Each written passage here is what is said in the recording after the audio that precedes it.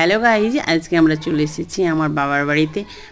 আমার মেয়ে আজ কয়েকদিন থেকে, ঈদের দিন থেকে প্রায় বলছে যে নানির বাড়িতে যাবো, নানির বাড়িতে যাব। তাই আমরা আজকে আমার বাবার বাড়িতে চলে এসেছি। আমার বাবার বাড়িতে আসার ইনফরমেশন পেয়ে বড় বৌদি আজকে আমাদের জন্য বিরিয়ানির আইটেম বানিয়েছে। এই তো আমার ভাইজি টক দই দিয়ে মাংসটাকে ম্যারিনেট করে নিচ্ছে এবং বড় বৌদি বেশ লাল লাল করে দেখছি যে আলু ভাজতে শুরু করে দিয়েছে এবং সমস্ত মশলা উপকরণ নিয়ে বসেই পড়েছে তারা বিরিয়ানির মেহফিলে। আমার মেয়ে মামা তো বোনেরাকে পেয়ে তো প্রায় বেপাত্তা কোথায় যে আনন্দে আত্মার হয়ে খেলছে, খুঁজে পাওয়া যাচ্ছে না। এদিকে আমি, আমার ভাইজি আর বৌদি মিলে তিনজনেই বিরিয়ানির এই যে ছোট্ট সোনা কিটটি, এদের এটা বাড়ির ছোট্ট একটা মেম্বার, আমার বড়দার বাড়ির বড় ভাবি বেশ আলুগুলোকে সুন্দর করে লাল লাল করে ভেজে নিয়েছে।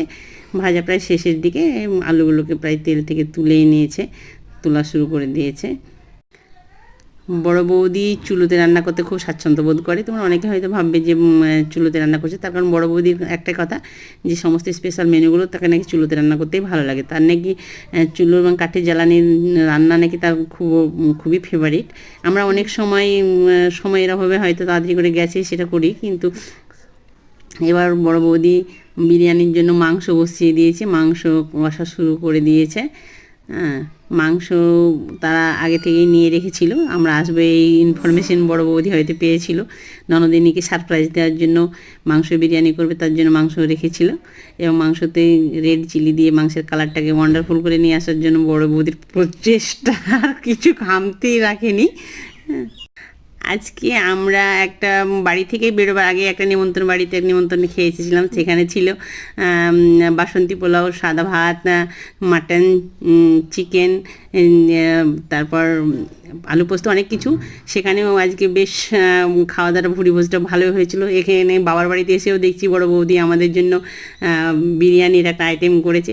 আজকে আমাদের দিনটা যেন খুবই শুভ, আজকে খাওয়ার এটা ভালোই চলছে। শুধু খাওয়াই খাওয়া।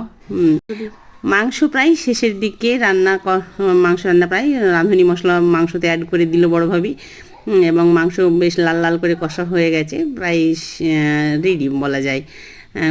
বড় বৌদি দেখছি কিছুটা কাঁচা লঙ্কা চিড়ে রেখেছে, মাংসতে নাকি আলাদা একটা ফ্লেভার আছে, তাই বড় বৌদি এটা মাংস শেষে কাঁচা লঙ্কাটা ছড়িয়ে দিল। এদিকে বড় ভাইজি ভাতটাকে দমে বসাবার জন্য সমস্ত আইটেম শুরু করে দিয়েছে এবং এখন ভাতটাকে দমে বসানোর জন্য সাজানো হয়ে গেলে সেটাকে চুলোতে আবার দমে বসানো এবং এবার ভাতটা দমে বসিয়ে দেওয়া হবে। আমি পুরো ভিডিওটা হয়তো তোমাদের সঙ্গে শেয়ার করতে পারলাম না, পর ভ্লগে আমি পুরো ভিডিওটা তোমাদের সঙ্গে শেয়ার করবো। অবশ্যই তোমরা আমার চ্যানেলটাকে সাবস্ক্রাইব করে আমার পাশে থেকে এবং নানান ধরনের কমেন্ট করো, যাতে তোমাদের কমেন্টের সাহায্যে তোমাদের মতামতটা আমাকে জানাও।